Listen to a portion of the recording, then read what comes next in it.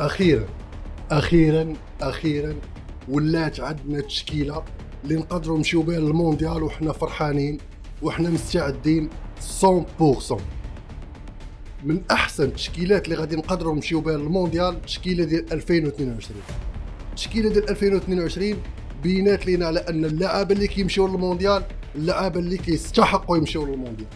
وليد الركراكي عطانا ليسته ديال 26 لاعب اللي تقدر تمشي للمونديال وتفرحك في المونديال. ما كاينش شي بوست ما كتلقاش فيه لاعبين اللي ما عندهمش التنافسيه الا لاعب واحد، وانا غادي نقول علاش ان شاء الله في بقيه ديال الفيديو. احسن 26 لاعب اللي تقدر تمشي واحسن فيديو تقدر تفرج فيه على الرياكشن على التشكيله انترو ان شاء الله.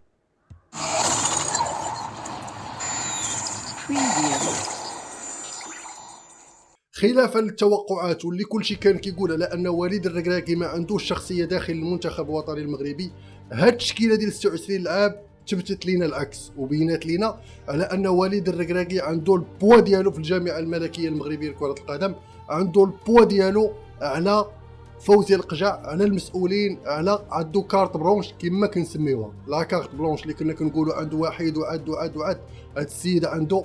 والدليل العوده ديال عبد الرزاق حمد الله من بعد غياب ديال 3 سنوات، وان شاء الله الرحمن الرحيم الكره الان كتمشي لعبد الرزاق حمد الله باش يبين المستوى والقدرات ديالو ويبين على ان جميع المدربين اللي سبقوا وليد الركراكي غالطين فيه. ثاني حاجه هو انه ما كاينش شي لعاب ما عندوش التنافسيه، كل شيء تبارك الله واخد ماتشات في رجلو وكل شيء عنده في رجلو. وكاين المفاجاه الاخرى اللي هو الخنوس، هاد اللعاب هذا اللي صغير واللي كانت باغاه بلجيكا وباغينو منتخبات قويه باش انهم يظفروا به، كيختار المغرب. ووليد الركراكي حتى هو ما كيبخلش عليه وكيسمع ليه وكيجيبو للمنتخب باش يلعب في المونديال باش يعطيه الثقه اللازمه، لانه هو الوسط الميدان ديال المنتخب الوطني المغربي في هاد ال10 سنين الاخرى. غادي ندوي على التشكيله بوست ان شاء الله، والبدايه بحراسه المرمى، واللي ما شفناش انه كاين واحد الحيز على شي لاعب اللي كيلعبوا اساسيين كيمشيو. الاختلاف الوحيد اللي نقدروا نقولوا هو ما بين تاغناوتي وما بين حارس فريق الرجاء انس زنيتي، ولكن الاصابه ديال انس زنيتي يعني قبل اعلان اللائحه، وزائد على ان التاغناوتي يعني عنده مسافه وكيعرفوا وليد الركراكي مزيان، فقر على انه يمشي رضا التاغناوتي في الدفاع. هذا هو البوست اللي تاكدت على ان من الحوايج اللي تاكدت على ان وليد الركراكي عنده البوا ديالو. ما جابش اللعابه اللي كانوا مفروضين على واحد المدربين سابقين، كنهضر على مايي وكنهضر على واحد جوج واقسم بالله ما باقي لحد الان ما عارف سميتو. كاينين لاعبين اللي كيستاهلوا انهم يمشيو للمونديال، كاينين اللاعبين اللي كيستاهلوا انهم يمشيو للمونديال، كاينين اللاعبين اللي كيستاهلوا يمشيو للمونديال. البدايه بغانم سيس نايف اكرد، هاد الثنائيه اللي غادي نشوفوها ان شاء الله اساسيه في المونديال، واللي نتمناو على ان غانم سيس يكون في ديك الروح ديالو باش يعطينا واحد المستوى عالي وعالي جدا، خصوصا انه في الاونه الاخيره بدا كيفقد الركيزه ديالو، بدا كيفقد المستوى ديالو، وهادشي اللي ما بغيناش نشوفوه في المونديال. في الاحتياط كاينين 3 ديال اللعابه كيلعبوا في نفس البوست، كاين ليامير، كاين اشرف داري، وكاين بدر بانون.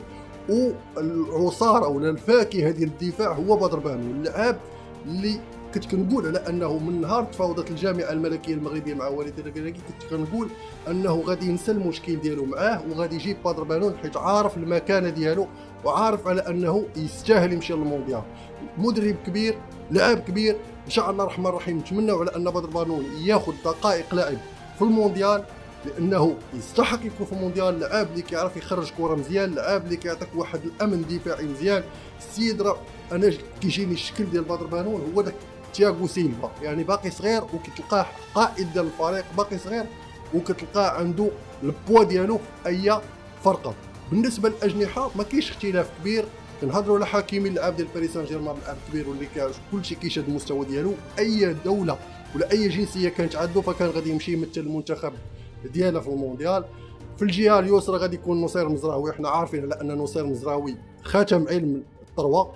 وكنهضروا على يحيى عطيه الله، هذا اللاعب هذا اللي غادي يقدر يكون هو البديل الثالث والاخير ديال هاد اللاعبين كاملين اللي ذكرت دابا اللي كيلعبوا في الاجنحه. في وسط الميدان عرفنا كذلك على انه السيد الهضره اللي كان قال على انه غادي ندي لعابه اللي غادي يكونوا كيديروا المنتخب، ما لقيناهمش، شكون معاكم صريح، ما لقيناهمش.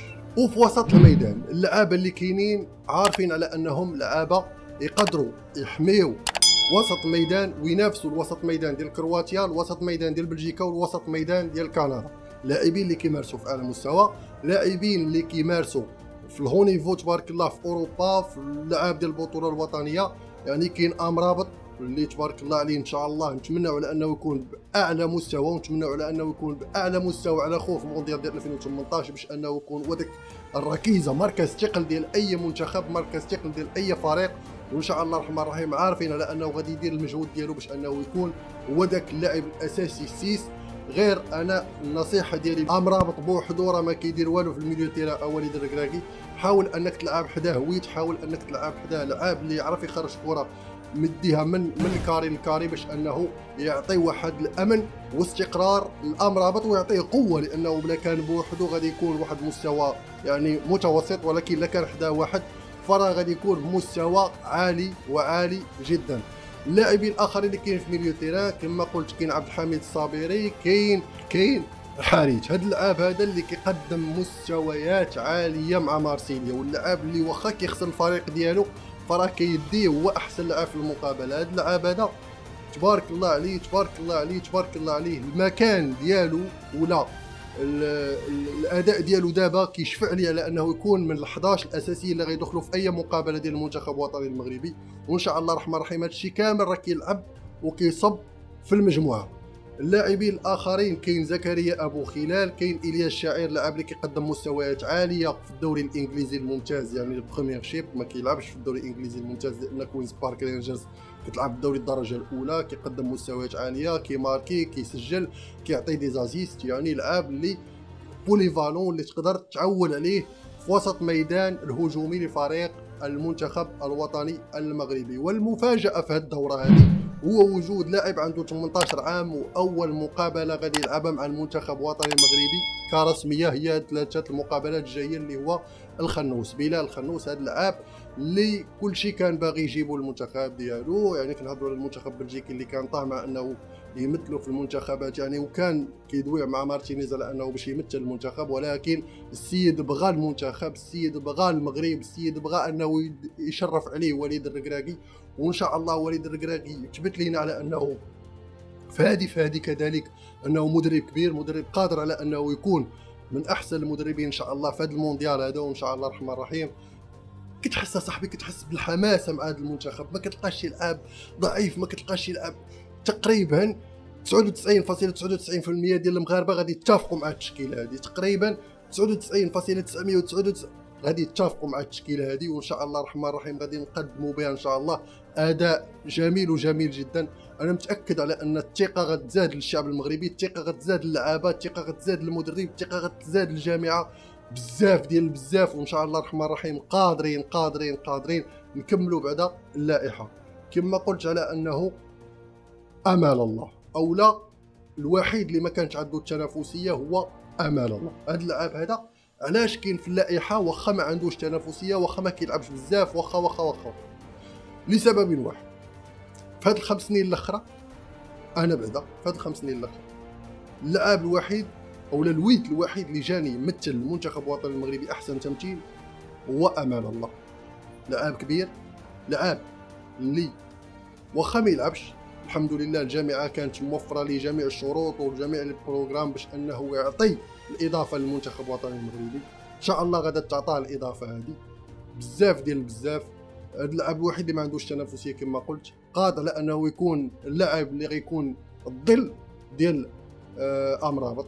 ان شاء الله الرحمن الرحيم كاملين ان شاء الله غادي يكونوا في اعلى مستوى ان شاء الله. المباراه ديال جورجيا يعني نهار 17 غادي تثبت لينا وغادي تبين لينا الملامح ديال المنتخب الوطني المغربي اللي غادي يخوض ثلاث المباريات اللي كنقول على انها المباريات الصعبه ان شاء الله، بطاقم فني صغير وصغير جدا. كنهضروا على وليد الركراكي، كنهضروا على غريب، كنهضروا على يعني مركز ولا كنهضروا على اداره تقنيه صغيره وصغيره جدا، يعني كنهضروا على بن محمود، كنهضروا على غريب، كنهضروا على وليد الركراكي. ان شاء الله كلنا معكم ان شاء الله باش اننا نجيب ان شاء الله الرحمن الرحيم على الاقل 4 ديال النقاط ان شاء الله اللي تقدر تخلينا نمروا للدور الثاني. وبالنسبه الهجوم غادي نبدا بلعاب اللي كان كيتسنى المغرب الاعتذار ديالو من شحال هذا، لعاب اللي احسن واحد ولا احسن تسعود كيشد عندنا الكره في المنتخب الوطني المغربي.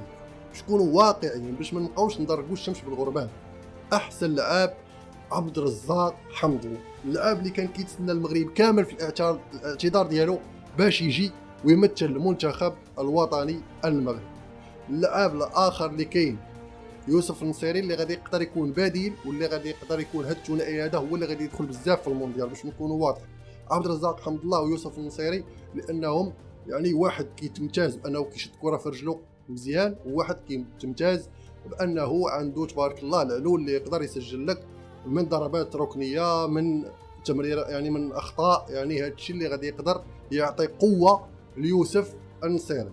اللاعبين الاخرين كاين زياش وكاين بوفال، هادو ان شاء الله الرحمن الرحيم غادي يكونوا هما دوك كما كنسميوهم، هما دوك المراوغين ديال الفريق، هما دوك اللي غادي يعطيو القوه للفريق، هما دوك اللي غيجيبوا الاخطاء بزاف للفريق، هما دوك اللي غادي يعطيو حلول للفريق. وان شاء الله الرحمن الرحيم قادرين الثنائي هادو ينافسوا الثنائيات ديال العالم. كنهضروا على بوفال، كنهضروا على دي بروين هازار، كنهضروا على نيمار فينيسيوس، قادروا ينافسوهم ان شاء الله الرحمن الرحيم.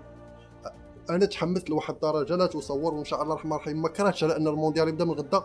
ملي شفت هاد التشكيلات والله ما نكذب عليكم ما عرفتش، ما كرهتوش يبدا من غدا بعد غدا باش نشوفوا هاد اللعابه لاعبين، باش نشوفوا هاد الحماس، باش نشوفوا على ان بزاف كاين الزلزولي وشديره. هادو لاعبين اللي يقدروا يكونوا افضل وحدين كيجلسوا في البونط.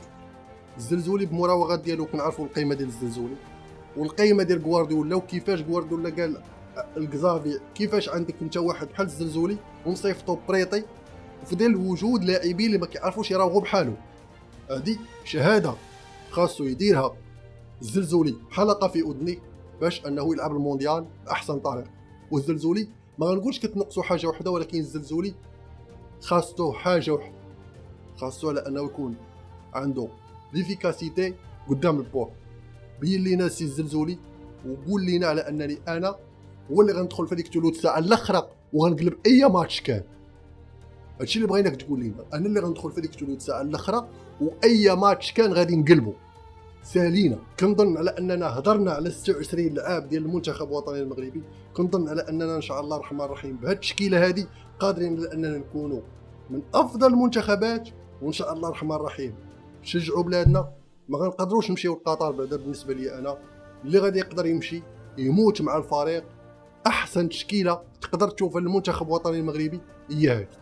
باش نكون معاك صريح، اسي المشجع المغربي، اسي المتتبع المغربي، اسي الصحافي المغربي، احسن تشكيله تقدر تشوفها للمنتخب الوطني المغربي هي هذه. نديروا فيها الثقه كاملين باش انه ان شاء الله الرحمن الرحيم تكون عند حسن ظن جميع المكونات المغربيه. وليد حنا معاك، بانون حنا معاك، حمد الله حنا معاك، جميع اللاعبين حنا معاكم باش تجيبوا لنا العز. جيب العز ولا كحز. هذا ما كان. سبحان اللهم بحمدك، أشهد أن لا إله إلا أنت، أستغفرك وأتوب إليك. السلام عليكم. ولكن قبل دير جيم وسبسكرايب باش هاد القناة ولا هاد الفيديو هذا يوصل لأكبر نسبة ديال المتتبعين. السلام عليكم.